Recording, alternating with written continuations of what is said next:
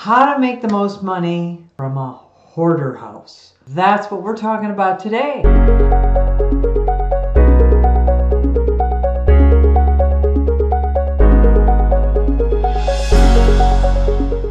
Hi, I'm Charlotte Volsch, certified probate specialist and trust advisor.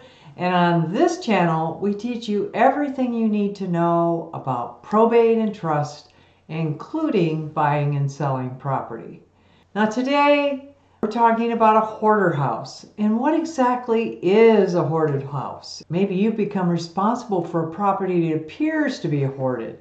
What is your responsibility around dealing with the amount of personal property and how to make the most money when it is a hoarded home, especially when it's hoarded probate real estate? So let's start with the definition of a hoard. A hoarded house is a home that someone has lived in for years, and it's often kind of beat up or, left in disrepair by the owner. The owner may have a hoarding disorder, which is diagnosable. It's a condition by the American Psychiatric Association, and it's in the manual that many professionals use to diagnose mental disorders. So that manual, the DSM, says that hoarding is a perceived need to acquire and hold on to many things, many that are not even worth anything. What seemed like trash to both of us does not seem like trash to that person. And the result can be a very unsanitary situation. Now, according to the Mayo Clinic, hoarding often leads to very cramped living conditions, that homes may be filled to capacity and only narrow pathways winding through the stacks of clutter. Now, hoarding does range from mild to quite severe, and many people live in this environment for years. And when they pass away, the situation becomes a responsibility of a family member. Now, on top of the sorrow of losing a loved one, the family members are stuck with how to handle everything that is left behind.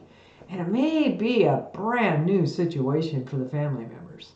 And they truly do not know what to do with so much stuff. Selling a hoarder home and all the things that may become so overwhelming to those family members. In hoarding situations, they're often very complicated. If you want to get market value for the home, much of the time it needs to be totally cleared out, and then cost-effective repairs need to be made. So if you're wanting to sell to a traditional home buyer, then there's a lot that's going to need to be done to make it desirable to that traditional home buyer.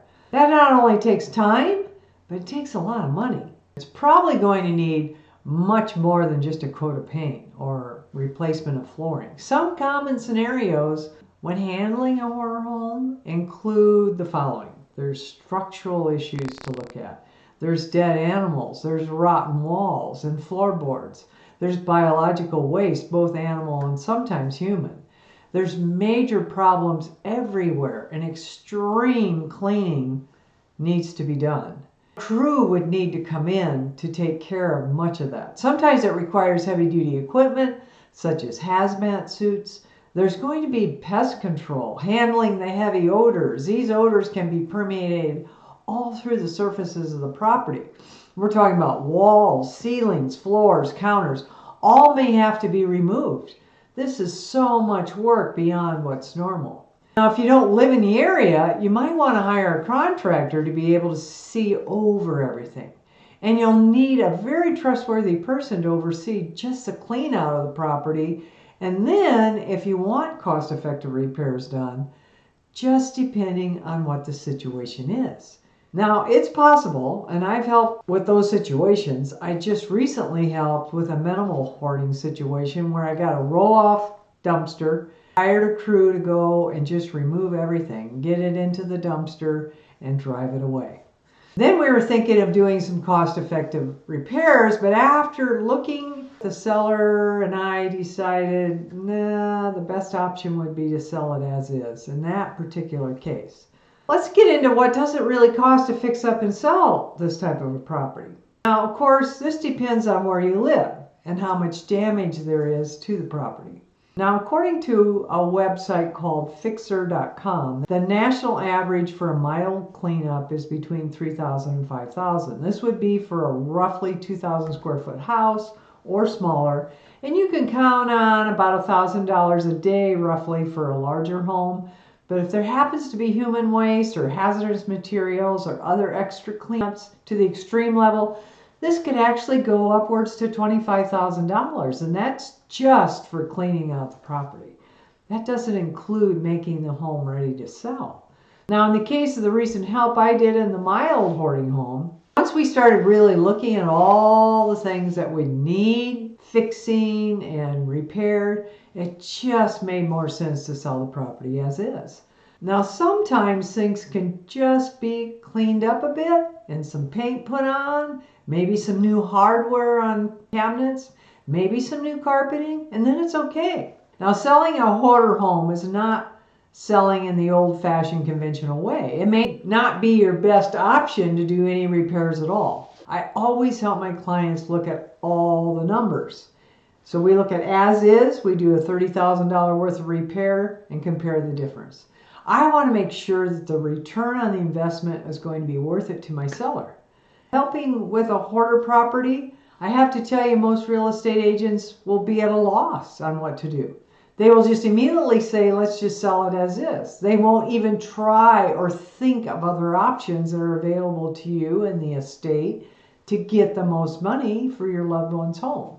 And in many cases, just like you, the real estate agents might not want to take on all that work, because believe me, it's a lot of work.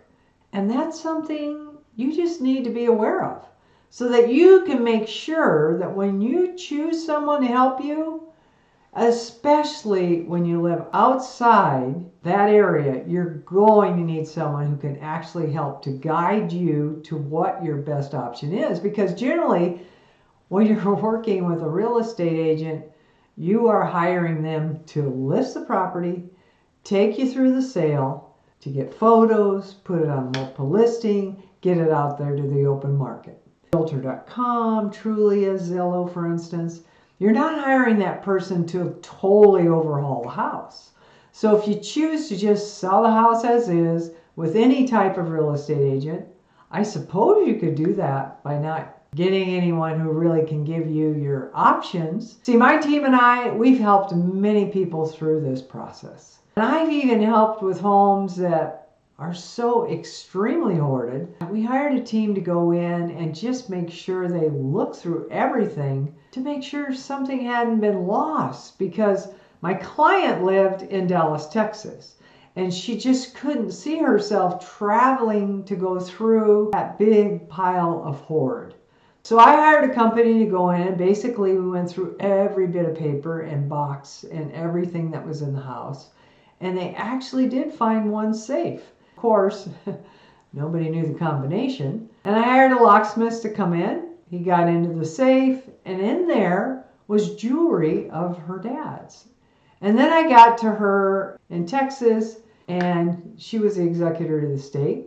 I sent that to her in Texas to put with the proceeds of the estate. Now, if you decide to sell as is, there is a part about being somewhat discreet and not publishing all types of photos out there on the internet. So that is something that I'm also aware of, to be a little bit discreet about that condition of the home. Of course, the people that go into the home to consider buying it, they're going to see the condition. It doesn't have to be out there for everybody. So on top of the situation of finding buyers, that is another thing to consider. Because I've been helping with estate situations for over 11 years now. And I have a list of investors, in excess of 40 actually, who are looking for a home with these specific types of needs. And they're also prepared to do any type of repairs. So the way I address this is, once the home is on the market and it's out there for everyone to see, then I make sure my team and my assistant email all of the investors to let them know quickly that this home is available. Now, I'm continually looking at ways to market this type of home so that we get the most buyer interest and they're willing to go through all the work of getting it prepared. Many of my clients have told me that once they are responsible for a property as an administrator or an executor, They received many, many phone calls and lots of mail from investors wanting to purchase a home.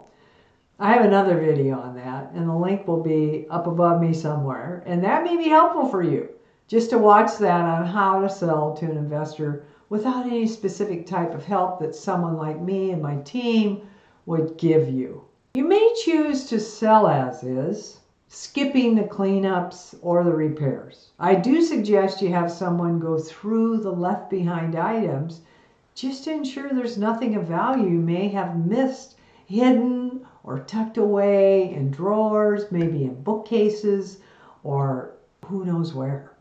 And I just finished helping a client from Georgia where his father had many heirlooms and war medals in one of the homes that were to be sold.